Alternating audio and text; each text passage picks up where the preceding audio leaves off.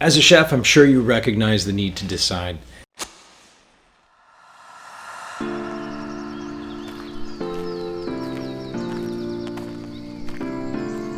I would encourage you to not waste time trying to make something perfect.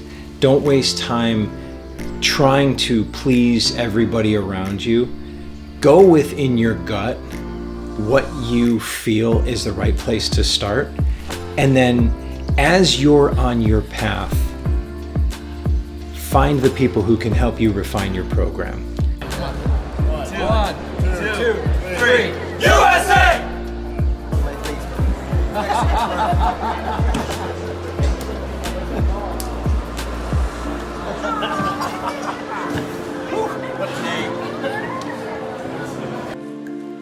You know, the story that I like to tell is when I tried out for the Culinary Olympic team, I knew I was going to Germany.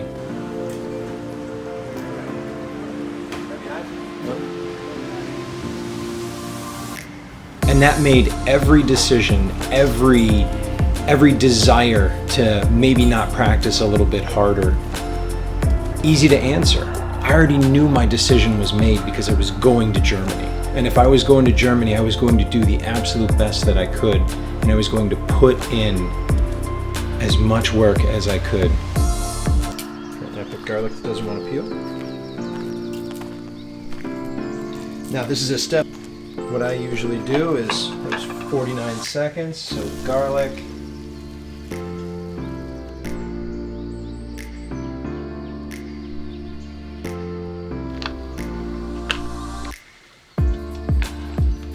Put the label on those, and they're ready to go.